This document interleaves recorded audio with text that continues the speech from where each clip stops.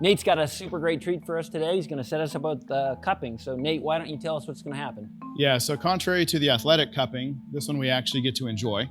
So that's kind of nice. All right. And I've picked three coffees that are hopefully close to our hearts. So the first one, the sample A, is from Mexico. Okay. It's Chiapas. Yeah. Sample B is from Tanzania. Woo. Yeah, see, I knew Eric had spent some All time right, there. there we go. Yeah, so got you guys taken Nate care did of. his homework. And the third one, because Okay, I went to Nate. school in San Diego, is a Costa Rica. The surfing theme kind of carries that together.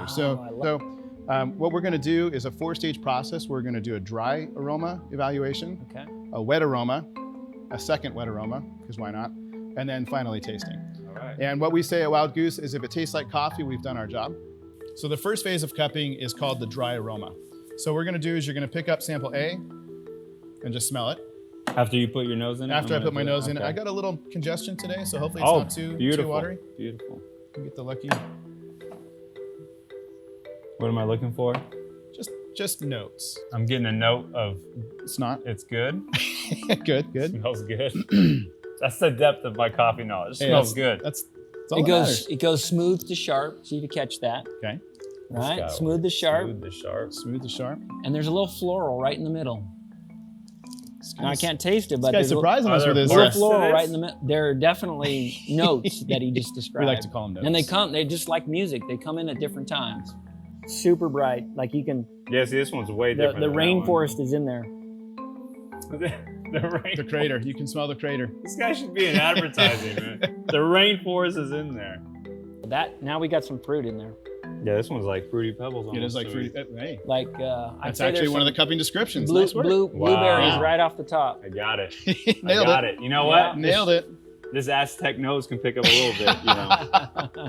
So, guys, we're doing a cupping, and I'm going to give you a metaphor. I'm going to set you up for it because part of the purpose of this cupping is for us to understand the composition of this coffee, maybe Right. to ascertain where it came from, Right. but also to enjoy it, right? And enjoy it fully, to know this coffee well and how it can be best sort of, I don't know, complement the rest of our lives. Yeah.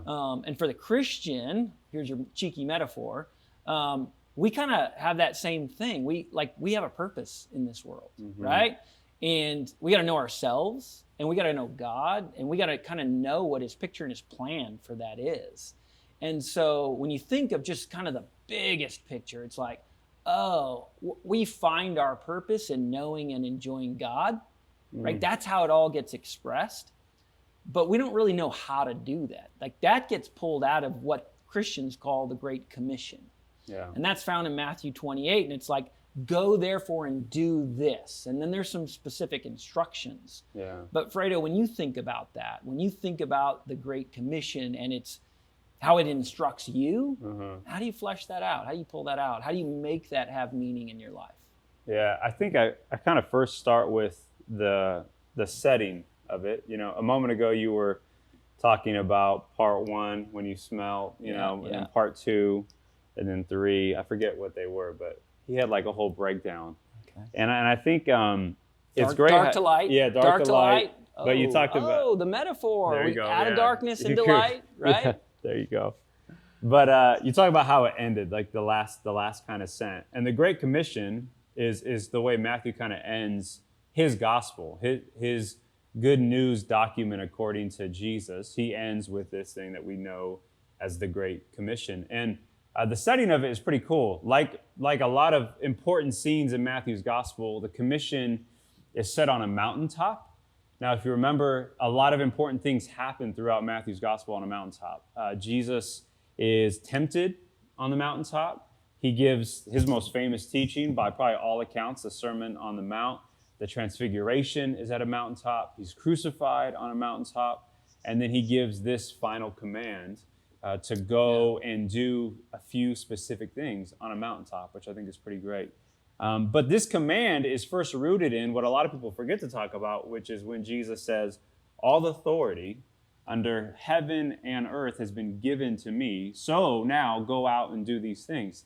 Now, I love that because if you think about the temptation, Jesus is tempted by the devil, the serpent, in the wilderness to bow down and worship him, and he, in exchange, will give him all authority.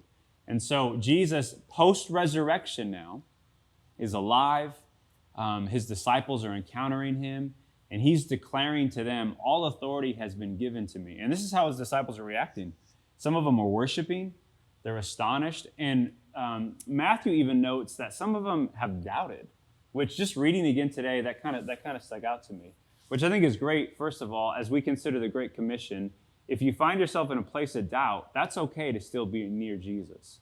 Jesus welcomes in, I think, all kinds of people, and he gives them all of this command. Whether you're worshiping him or you're still curious or you're doubting, we're not really sure as to what they were doubting about, but it says that some doubted, and still Jesus responds to their both worship and doubt with this command to go and make disciples, which is the first clear statement he talks about. And so as I think about what that looks like for me, which was your original question. Yeah. Roundabout way. I'm preaching, man. So I got 3 points.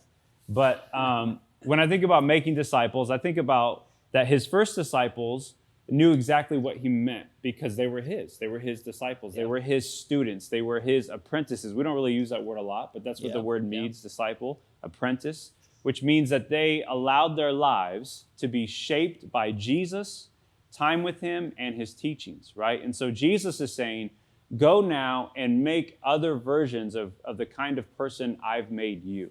Right? Matthew, I've made you to be a disciple. Peter, you've become a disciple. All these different individuals. You now and go do the same thing that I was doing with you over the last several years. Right? And so their way of life, their lifestyle, who they are, how they identify is completely changed, which is what he gets at secondly when he talks about and baptize them in the name of the Father, Son, and Holy Spirit. Which, for a lot of Christians, we understand baptism. You go into the waters, you get dunked, you come back out, and you're declared new, symbolizing the old way of your life. Who you used to be before Christ is now gone, and you have a new life in him, and you're called to live that out. We're baptized in the name of the Father. In other words, we have a new way of identifying who we are as people. This is not in the name of liberty. This is not in the name of a particular nation. This is not in the name of anything else, but in the name of Jesus, which I think is pretty unique. And then lastly, he says to go and to teach them all that I've commanded you to do. And I think that's a critical component of what discipleship and making disciples looks like for me. It's me, like Jesus' first disciples, being with him, allowing his word to shape and transform me, and then going and showing other people what that looks like in America 2022 and even around the world as we get to touch down in other nations. So dude, you zoomed in hard. You gave us a serious theology lesson. There's a lot of information in there. Let's zoom back out. For a minute. Yeah. Just come back out for a minute because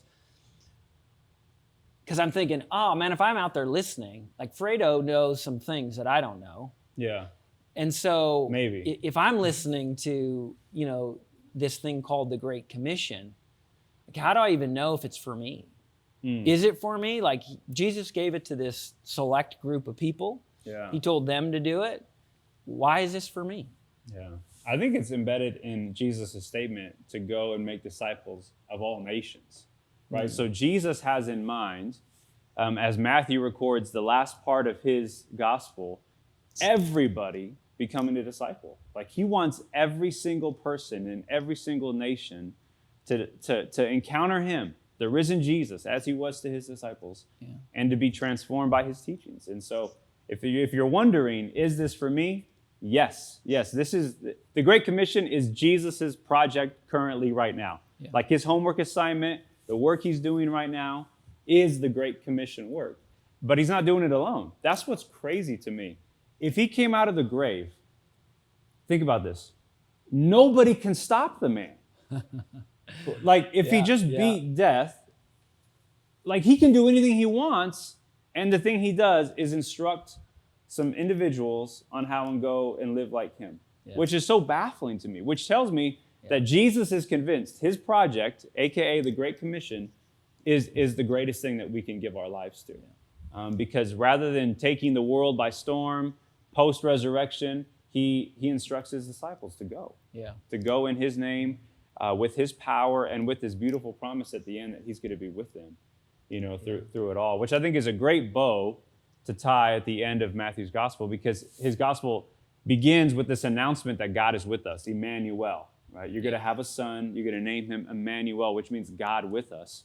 Jesus reinstates that promise by saying, wherever you go, to the end of the age, wherever you're at, I'm going to be with you, which I think is a profound thing for us to think about. Because if you're saying, can I do this? Am I right for this? The answer is yes. And even more than that, Jesus goes with you. He goes with us in this daily work of being a disciple with him and then making other disciples too. Yeah.